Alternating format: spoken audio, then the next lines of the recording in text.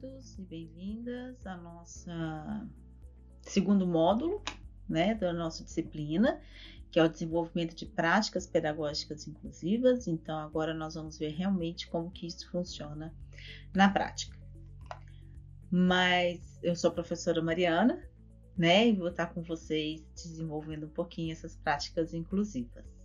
Vocês já me conhecem, então vocês já sabem, né, que eu sou uma mulher por volta dos 40 anos, branca, loira, de cabelos lisos, na altura dos ombros, e hoje eu estou com meus cabelos presos. Então, a primeira coisa que a gente precisa aqui trazer e salientar que na hora de desenvolver, propor práticas pedagógicas inclusivas é a questão do PDI, né, o Plano de Desenvolvimento Individual. O PDI ele é um documento obrigatório na nossa legislação, é um direito do aluno da educação inclusiva ter esse PDI, tá? Ele é um instrumento de acompanhamento, de aprendizagem, de avaliação pedagógica, né? Então, não é uma avaliação de conteúdos, mas sim de todas as habilidades que nós necessitamos para aprender, né? Então, motoras, psicomotoras, cognitivas, metacognitivas, de comunicação, de linguagem. Então, a gente consegue avaliar isso pelo PDI. É um instrumento de regulação da aprendizagem, né, para um aluno da educação inclusiva. E também, principalmente, um instrumento de planejamento da intervenção pedagógica, né? Então, é por meio dele que o professor, tanto o professor regente quanto o profissional do EE, consegue realizar a intervenção pedagógica, tá? Então, sem ele, não é possível a gente estar trabalhando. Sem essa avaliação e sem essa ferramenta, né, que para mim é uma das principais dentro das práticas inclusivas, é o PDI, a gente não vai conseguir fazer muita coisa com os meninos. E aí a gente vai continuar apagando o fogo e os meninos vão continuar indo para a escola sem aprender, tá? Então, ele é essencial, né? Não é uma medida administrativa, ele não é uma medida porque ele é obrigatório, a gente tem que fazer. A gente tem que fazer porque é ele que vai traçar todo o caminho pedagógico dentro da escola para o nosso aluno. Então, uma vez feito o PDI, eu trago aqui para vocês, né, o enunciado 22 do Conselho Nacional de Procuradores Gerais da República, né, ou seja, do órgão central dos Ministérios Públicos, aonde eles falam que é competência da escola fazer o planejamento da intervenção pedagógica para os alunos da educação inclusiva com base no PDI do aluno. Por que, gente, que eu trouxe isso para vocês? É muito comum a gente ver dentro das escolas as recomendações clínicas, né? O médico, os terapeutas receitando medidas pedagógicas, tá? E a gente precisa ter bem claro que isso não é competência da área médica, da área clínica, isso é competência nossa enquanto escola. Então, é muito comum a gente ver médico receitando professor de apoio, falando melhor tipo de atividade, sendo que isso não é competência deles, né? Da mesma forma que a gente não diagnostica aluno e a gente não prescreve medicamento, por exemplo, eles também não podem falar quais são as melhores medidas pedagógicas que devem ser tomadas, tá bom? Então, isso é uma competência nossa. Tá aí o Ministério Público vem reforçar isso, né? Que isso está previsto na nossa legislação e que a escola ela precisa se apoderar disso, né? Então, essa fala dentro da escola é muito forte, né? De falar assim, o aluno precisa do professor de apoio porque o médico mandou. Não é porque o médico mandou. Qual é a necessidade real dentro da escola no processo de ensino-aprendizagem? E isso quem vai falar para nós é o PDI e quem vai construir estratégias, né, práticas para que esse aluno aprenda de eliminação de barreiras ao acesso ao currículo é a própria escola, por meio do PDI e da sua equipe pedagógica, tá, gente? A gente precisa entender que essa prática, essa representação que nós temos, né, do ensino clínico para os alunos com deficiência, ela vem do próprio processo de inclusão, quando começa a se falar, até se falar de inclusão no Brasil, né, ou seja, dos meninos irem para a escola regular para poder aprender, eles ficavam institucionalizados. E essas instituições, elas não tinham um caráter de escolarização, nem um caráter pedagógico, era só caráter clínico, né? Então, era só atendimento de fono, de físio, de TO, médico, terapêutico. E aí, quando os meninos vão para dentro da escola, né, com a edição da atual LDB, lá na década de 90, levam-se essas práticas também clínicas para dentro da escola. É de onde vem, por exemplo, a sala de recurso, né, o atendimento educacional especializado. E aí cria-se essa representação dentro da escola de que o aluno com deficiência, ele é aluno só do AEE, que o professor regente não tem nenhuma responsabilidade sobre essa escolarização, que ele não precisa propor práticas, que ele não precisa flexibilizar currículo, tá? De que o aluno obrigatoriamente vai precisar de um professor de apoio dentro de sala de aula para aprender, ou seja, a gente carrega essas representações dentro da escola, mas está na hora da gente mudar essas representações e assumir o nosso papel de escolarização, né, de agente no processo de ensino-aprendizagem, tá, dos nossos meninos. Então, essa é uma competência nossa e que a gente precisa estar trabalhando dentro da gente para acabar essa representação de que o aluno só não aprende ou que ele é só o aluno do AEI, tá bom? Isso aí é nosso, é competência nossa enquanto escola.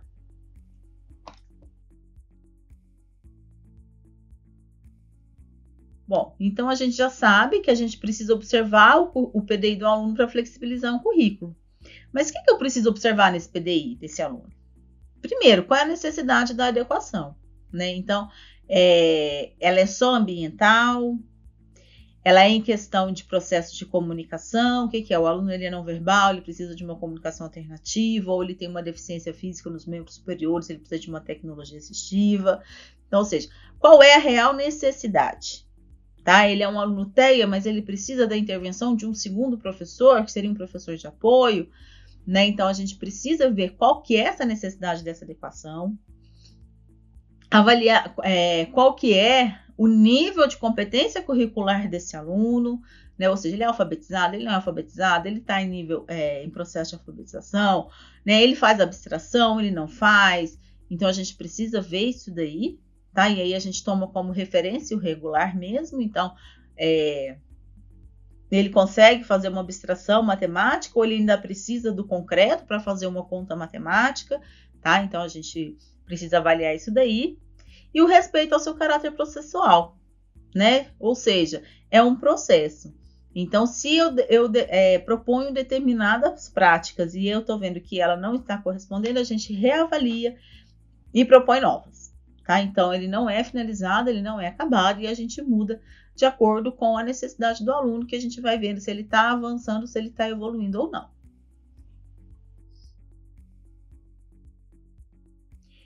E aí a gente chama atenção, mais uma vez, para a questão da avaliação da aprendizagem, né? Que ela a avaliação de aprendizagem no nosso sistema educacional, ela é excludente, né? E aí a gente vai precisar, a própria LDB traz isso para nós, que é a avaliação da aprendizagem para qualquer aluno, ela é processual, ou seja, ela acontece por meio de um processo ao longo do desenvolvimento do aluno durante o ano letivo. Ela é formativa, né? Então não é uma avaliação que vai visar só a nota, mas ela considera o processo de ensino-aprendizagem, a sua principal função é essa. E ela é participativa, né? Ou seja, requer a participação do aluno nesse processo. E para o aluno com deficiência também. A gente também vai precisar do PDI para fazer propor instrumentos de avaliação que a gente realmente consiga avaliar o que o aluno realmente está conseguindo aprender, né? Então, a gente vai precisar, às vezes, propor outras estratégias, outros meios de comunicação, se precisar dilatar tempo de prova. E aí eu trago aqui, né, alguns exemplos que a gente pode estar fazendo para os nossos alunos. Então, nas provas, a gente pode aumentar o tempo de prova para esse aluno, fazer prova oral, usar materiais concretos, recursos pedagógicos, né, uso de recursos tecnológicos, então, sites, Padlet, mapas mentais, Podemos usar instrumentos de observação e registro, então a gente pode usar portfólio, maquetes, fotos, gravações de áudio, vídeos, podcasts, fichas descritivas, relatórios individuais, né? Ou seja, a nossa legislação ela não exige da gente que a gente sempre faça o quê? A prova escrita por meio do questionário, né? E a gente traz isso daí, né, dentro das nossas escolas. Podem ser trabalhos individuais ou em grupos. Autoavaliação, a gente não tem muito essa prática da autoavaliação e da avaliação compartilhada, né? Ou seja, torná-la realmente participativa, ou escutar o aluno, quais são as suas dificuldades, quais foram os seus avanços, né? Isso com os nossos alunos da deficiência intelectual é fantástico, porque aí eles se tornam reguladores da própria aprendizagem, né? Eles se colocam no processo. É muito legal quando a gente faz essa autoavaliação e essa avaliação compartilhada. A gente pode oferecer isso daqui, gente, só para os nossos meninos da educação inclusiva? Não, a gente pode fazer isso com a turma toda, né? São diferentes oportunidades de aprendizagem que a gente oferece para a turma toda. A gente sai daquela educação excludente, né, feita para poucos alunos, só para os que têm mais facilidades, né? E aí a gente atinge uma outra gama também de alunos que não têm nenhuma deficiência, mas que apresentam também as suas dificuldades, né? Então, a gente melhora a prática pedagógica da escola como um todo. Então, para a gente flexibilizar um currículo, a gente vai ter algumas etapas. A primeira dela é observar o PDI, né? Para a gente ver o que o aluno já sabe, o que ele não sabe fazer. Segunda é analisar a habilidade prevista lá na BNCC, né? Ou seja, qual é o objetivo dessa aula, qual é a habilidade que a BNCC está trazendo para ser desenvolvida. A gente vai precisar fazer essa análise para ver qual é a adequação que nós vamos fazer dentro dessa análise, dentro dessa habilidade, para ela se tornar acessível e significativa, e depois escolher qual a melhor prática a ser desenvolvida, ou seja, qual a melhor metodologia que eu vou colocar para esse aluno. Então, eu trouxe aqui, só para exemplificar, uma habilidade prevista na BNCC do 5º ano de ciências, né? Qual que é essa habilidade? Aplicar os conhecimentos sobre as mudanças do estado físico da água para explicar o ciclo hidrológico e analisar suas implicações na agricultura, no clima, na geração de energia elétrica, no provimento de água potável e no equilíbrio dos ecossistemas locais, relacionando a necessidade de conservação da água e desperdício doméstico. Então, isso o professor vai trabalhar com a turma inteira. E aí, ele propôs uma questão aqui de múltipla escolha, né, para os alunos, onde ele cita aqui, né, uma situação para os alunos identificarem qual é o estado físico da água. Então, Samuel colocou um copo de água em um congelador com grande potência. Depois de um curto período, ele retirou o copo do congelador e observou uma transformação na água contida no copo, como representado na imagem abaixo. E aí tem uma imagem de um copo com uma água congelada. E aí, diante disso, ele pergunta, né, qual é o estado físico da água depois que a água se congela. Mas aí o professor lembrou que nós temos alunos dentro da sala que não tem esse poder de abstração, né, como exige ali na questão. Ou eu tenho um aluno que não é alfabetizado, que não vai conseguir ler a prova, não entender, mas ler essa prova. E aí, como que a gente pode tornar esse conteúdo acessível para esses alunos, por exemplo, que têm uma deficiência intelectual? E aí, o primeiro passo é a gente analisar essa habilidade, né? E a gente vai analisar a habilidade, primeira coisa, por meio dos verbos, porque é por meio dos verbos que a gente vai evidenciar, a gente vai identificar qual é o objetivo daquela habilidade. E aí ele tem aplicar, analisar e relacionar. E aí, por meio dessa análise, a gente percebe que essa habilidade ela tem por objetivo, né, evidenciar e relacionar as propriedades físicas da água de forma contextualizada, ou seja, no dia a dia, tá? Então, o que eu quero que o meu aluno, com uma deficiência intelectual, por exemplo, saiba dessa habilidade?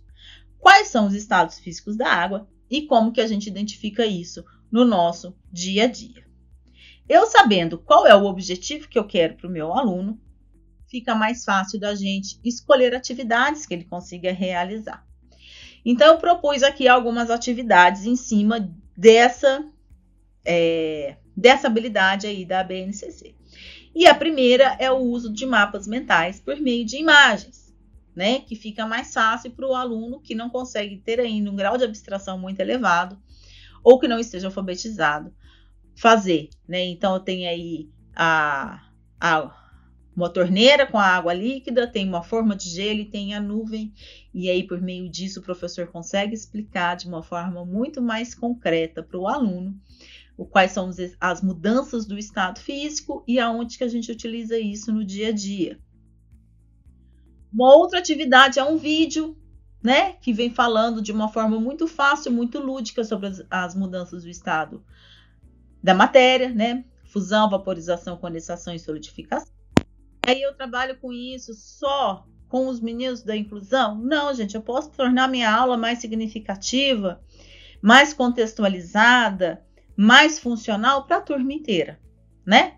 E aí a gente pode trabalhar com todo mundo. E aí sim a gente tem o quê? Uma aula inclusiva, né? Onde todo mundo está estudando a mesma coisa, mas às vezes com etapas de aprendizagem diferentes, ou seja, com atividades diferentes, tá bom? Mas o objetivo é o mesmo, a habilidade é a mesma, tá? Chegamos ao fim, gente, de mais um módulo, tá? Sugiro aí que vocês estudem o material disponibilizado para vocês poderem fazer o participar do fórum, que vale 5 pontos, que ele está disponível até o dia 22 de novembro. Bom, em caso de dúvida, me chama lá no fórum de dúvidas. Um abraço e bons estudos.